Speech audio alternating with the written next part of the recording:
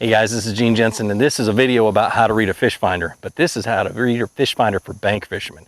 You know, when I grew up fishing farm ponds and fishing private ponds and things like that, and little lakes, bank fishing, we didn't have a fish finder. My fish finder was a Carolina rig. I'd throw it out and I'd drag it on the bottom and find where the drops were and where the hard bottom was and things like that. That's what I used as a fish finder. But you guys these days are so lucky. You have some great technology out there that are amazing fish finders. You know, with smartphones and everything else, there's a couple of really good fish finders out there. The one I'm using today is called the Deeper Smart Fish Finder. They sent it to me earlier this year for a review on my other channel, and I just figured I'd use it to introduce you guys into fishing with a fish finder. You know, and there's no better time to learn to read a fish finder than before you have a boat. You know, you're gonna go out and you spend all that money on a boat, and you don't know how to use the electronics that are on it. So this gives you a leg up. This gives you the advantage when it does come time when you're old enough, have a job, able to buy a boat, whatever, and you're able to get in a boat. You'll already know the basics and the details about fish finders. So that's what I'm gonna do. The first part of this video is gonna be me in my office, because it's 100 degrees outside today, talking about how to set it up and things like that. And then we're gonna take it out on this lake right here and just kind of throw it around, see what it looks like, maybe try to catch a fish if I see one, and just kind of talk about it and go through the basics. And hopefully by the end of it, you know the basics of how to set up a fish finder, all the way to how kind of what you're looking at. So when you get into the more advanced fish finders later on in life, you'll be ahead of the game. So here we go. Let's see what happens. All right, well, we're hanging out in my office, and I'm just going to basically go over the how to set up a deeper fish finder, how to read a fish finder, what the frequencies mean, how to adjust the sensitivity, things like that. Just go over the basics of a fish finder. Hopefully by the end of this, you'll understand a little bit more about how they work. All right, let me turn on my app. And what I'm going to do to do this is I'm going to turn on the simulator. Makes it really easy. Here's a simulator. Okay, I know there's a glare, but I'm going to do my best. All right. So I love this app because you're able to run a simulator, try to play with things and things like that. The first thing you do when you get any fish finder, you know, whether it's an inexpensive one or an expensive one, is you know, that little the little feature that has the little fish symbols on it, the fish ID. Turn that off. You don't need it. You need to learn what a fish looks like. What happens is that fish ID will give you false readings.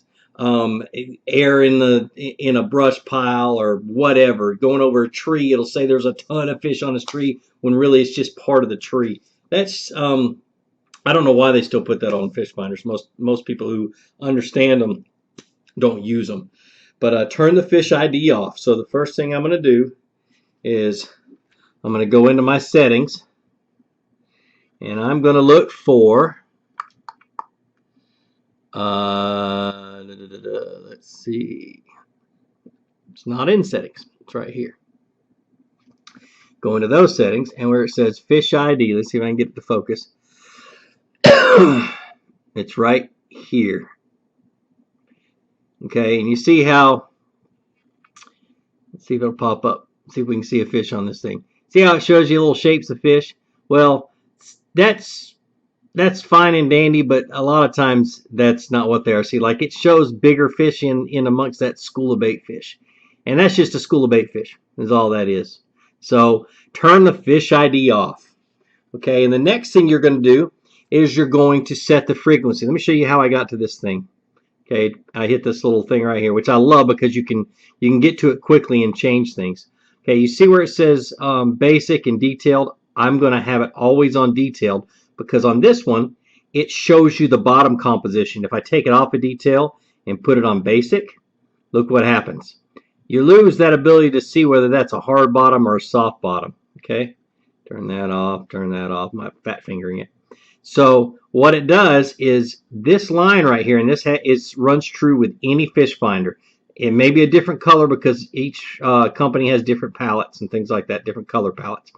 But the thicker this line is right here, the harder the bottom. And fish love, bass specifically, love hard bottoms.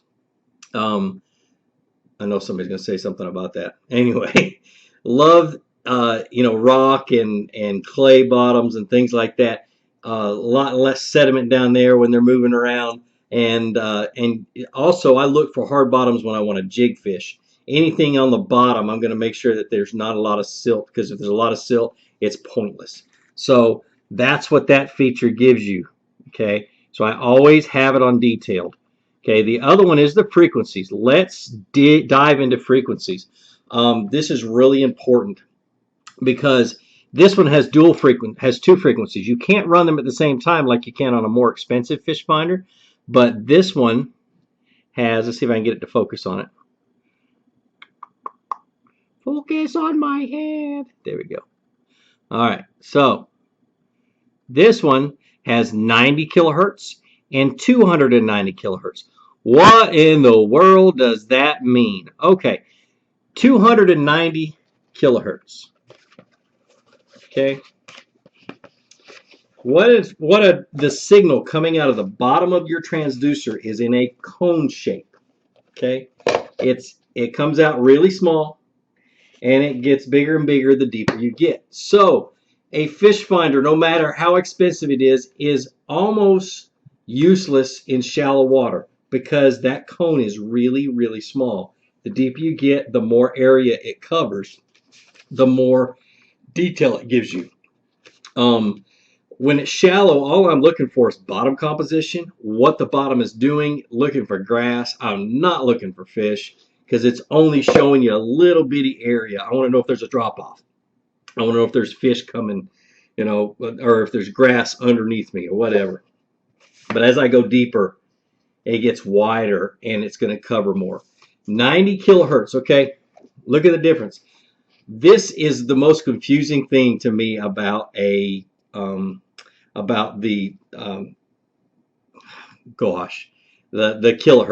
is 290 kilohertz is a smaller cone than 90 kilohertz. So the smaller the number, the bigger the area it's going to cover on the bottom. The bigger the number, the smaller the area it's going to give on the bottom. This one's going to give you a lot of information. Sometimes a lot of information is not good, and I'm going to tell you why. This one is great for covering an area really fast. You can go on high speeds and not miss a whole lot of stuff. But once you find a school of fish, or once you find a rock pile or things like that, and you want to pinpoint it, you want to switch to your high number, to your 290 or whatever it is on your fish finder. You want to switch to that high number and go back and forth over top of it and get that detail.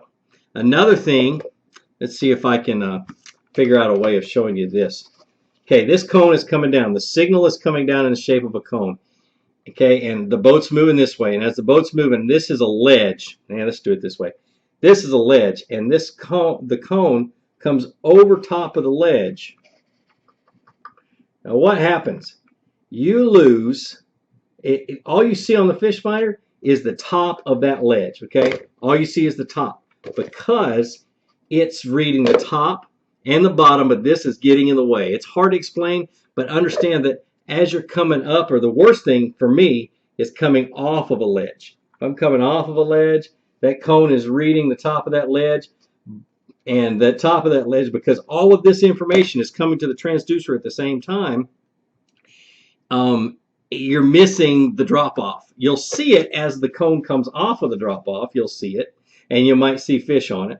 But if I'm coming to a ledge, I want to come from deep to shallow so I can see those fish to start with and get a better idea to pinpoint. But I'll also switch to the smaller cone, which would give me that information and give it cleaner. When I'm drop shotting, when I'm fishing underneath my my boat, I love to use my regular fish finder. I can run both frequencies at the same time. So I've got this one going, so I can scan way out, and I got this one going, and it makes it easier to see my bait falling down to the fish. I can see the fish come to the bait, and I can see them come up to it, feel the bite, set the hook, land the fish. So, frequencies. Small number, big number. Oops, let's make sure you see it. Big number. So, on the deeper fish finder, I almost always, unless I'm just scanning an area or whatever else, you know, I'm going to have it on 90. But if I'm fishing shallow water and fishing little ponds and things like that, I'm gonna go ahead and switch it to let's get it to focus, to 290. Okay, and that's what it's on right now. It's on 290. So that's one thing to understand when you're talking about setting up a fish finder. That can be adjusted, and you want a fish finder that you can adjust that quickly, because a lot of times you want to pop back and forth. I don't like a lot of menus and things like that to get to it. Okay, sensitivity, perhaps the most important adjustment, and this one doesn't show it very good because this has really good a really good ability to block out clutter, whether you adjust the sensitivity one way or the other. But what I do to adjust the sensitivity on any fish finder is I will turn it all the way up. Okay, and you notice how you start seeing more things on the fish finder, and I will turn it down until I get to a spot that I like. Okay, and it's all personal preference. I don't mind a lot of clutter, but I don't want that clutter to interfere with anything, and I don't want to remove so much clutter that I lose detail. I lose the ability to see the fish that I'm going over, or the structure, or the cover, or whatever else. So I'm going to play around with it. I like it fairly high 70s into the 80s on most fish finders. This one doesn't have numbers, but most fish finders you'll have 70%, 80%, so on and so forth. I turn the sensitivity up, and then I work it down until I find a spot that I like, a happy medium. So, sensitivity. Let me see. Let me try to think of one more thing. There was one more thing I wanted to talk about that's not on this fish finder, but it's on a lot of other ones. Oh, shoot. Anyway, I can't remember. It's not that important, at least for this basic one. Okay, look on this fish finder. You see that grass right there? You'll find on this deeper fish finder that it'll show it. I love it because it turns the grass green. You can see that it's grass, but that also may be a brush pile. I found that a lot of smaller brush piles, like Christmas trees and things like that with small limbs, will show up as grass. No big deal. Cover's cover. Grass creates oxygen, wood doesn't, but it's still cover, so it's not a big deal. That's just kind of what my observation has been. There's a fish right there on the bottom of the deeper. Okay, so back to the basics. When you're talking about the cone from a transducer, okay, and you're looking at this crazy screen moving across, what in the world does that all mean? Where am I according to what's on this screen? All the way here to the right. See that little flashing light down at the bottom? That right edge is where your transducer is. Everything else all the way over, this is every fish finder, all the way over is where you've already been, already past the boat and everything else, depending on your speed and stuff as where it is. So directly down this right side is where your transducer is. Everything else is the past. Okay, so it's just basically just scanning the area. Now, as a fish enters this cone, okay, this distance right here is further away from your transducer than the distance from the center of the cone up to here. So here to here is longer than the middle of this cone to right here. That's what creates that arch when you're talking about fish. This won't be as much of an arch as this one. This fish comes in, it reads it as being further away. As it passes through the cone, it starts to arch. The top of the arch is the actual depth of the fish, and then as it gets further and further away from the transducer, that arch goes further and further down, so you get a nice arch. That's if a fish passes right through the cone. Sometimes it passes right through the edge and you just get a half of an arch, or you just get one little dash or one little line. It all depends on where it passes through. That's why I like this one for detail, because I can It's a smaller arch, and I can pinpoint where the fish are.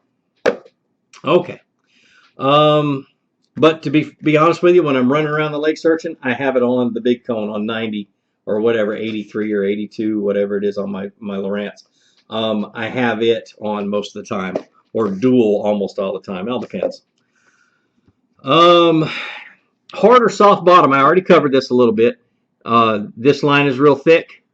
You got a hard bottom, and it comes up, and you grass, and it gets into a soft bottom. You see all the little clutter right there. Everything else, the line gets thinner. It means a little bit softer bottom. All right. Let's see. What does bait fish look like? You know what I love about this machine right here is, what if I miss something? If I miss something, I can go back and see what I missed. Oops, I hit the button. Hard to do this backwards. All right. And there's some bait fish. Just looks like a big old ball. And of course, the bluegill, that's the bluegill right there. That could be considered bait fish. You know, there's a fish in the grass right there. I can go backwards on this unit and see where I've been. Okay, there's a fish at the bottom. This one doesn't give quite so many arches. Of course, when I go over, I always I've had it on 90, so it's, you know, or I've had it on 290. See, I get confused. And I get to see, you know, I don't see as big arches. Now let's talk a little bit about the deeper itself. With these castable fish finders, make sure you have it on a good rod with stout line. I put mine on a heavy action jig rod. I put 65-pound braid because I don't want to lose this thing. I don't want it to break off. And I do easy casts. I don't chunk it. Just a nice steady cast. But that is the basics of a fish finder. You know, you can take this information, you can apply it to just about any fish finder. Turn the fish ID off, adjust the frequency and know how to adjust it on the fly, adjust the sensitivity, and sometimes you've got to change the sensitivity when you go deeper in the water, or you've got the bottoms deeper. You adjust the sensitivity a little bit. You got to be able to do that quickly. You know, get out there and learn what the fish look like, learn what the grass looks like, learn what a brush pile looks like. The only one way of finding out is to drop something down and feel it and say, okay, that's what I'm feeling. That's what I'm seeing on the fish finder. Take some time. Don't worry about catching fish. Learn how to read one of these things. Practice, play around with it, and it will make your life 100% better. I promise you. I cannot, well, let's put it this way. I feel naked without my fish finder now. I cannot, I'm totally out of place. I have a hard time, and it's bad for me, but I have a hard time enjoying the day without having a fish finder now that I know how to read one, and I love to use it. So it's kind of crazy. Well, let's get out on the water and go see if we can't catch some fish and kind of show you how this thing works.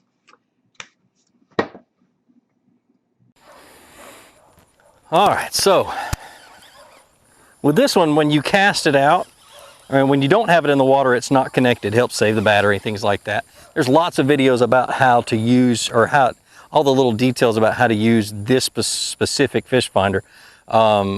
Basically, all I want to do in this video is teach you how to read what you're, how to read your fish finder, how to read what you're seeing. All right, so I'm gonna make a cast out, good long cast.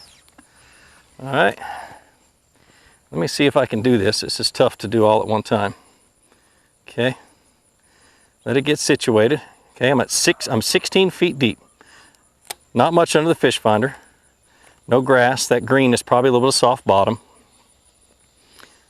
or a little bit of sediment on the bottom. No big deal. I hope you guys can see this without too much glare. Okay, and I'm slowly reeling it in. With this one, you just want to keep it at a good pace. All right. And like I said in my office, everything that's off to the right, on the very right edge, is directly under the fish finder. All this stuff you've already gone over. Now there's a little drop off with a fish on it at 8 feet deep, or at 9 feet, right on top of that drop off. That is probably a bass. I determine that by how it's located. Okay. All right. So I'm going to remember exactly where that cast was. It's right towards that tree, Bo. See that tree way out there? Right towards that tree. All right. So I'm going to reel it in. And I'm going to go get my fishing rod. All right, so got my favorite little, I don't know, small pond bait or rig. It's a Mojo Rig. Got a little plasma tail on it, a little 4-inch worm. I love small baits for little lakes because it catches everything. All right, so I'm gonna make that same cast right towards that tree. All right, let it sink all the way to the bottom. Remember, it was 10 feet deep, so, or 8 feet deep. Let it sink all the way down there. And I'm just going to drag it. What I love about a Mojo Rig is that it goes across the grass real well, so it doesn't get hung up a whole lot. You just have to be really mindful of bites, because they'll eat it and they'll take it deep in a hurry. Okay, I'm on that grass. It should be right below where I saw that fish. It may not be there. It may have swam off. Who knows? But what I've determined is that there's a drop-off out there. And I'm going to fish that drop-off. Make 4 or 5 casts to it, see if I catch something. And I'll do the same thing as I move all the way around this lake. Well, as far as I can. There's, people's yards I'm not going to get into. And it's summertime. I'm not expecting much. Water temperature's probably terribly hot.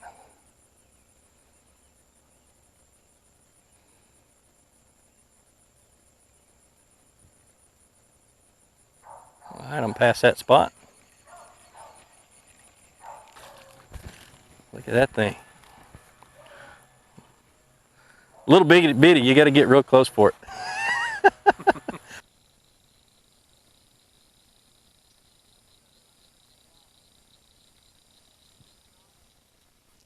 It's hot. Very hot.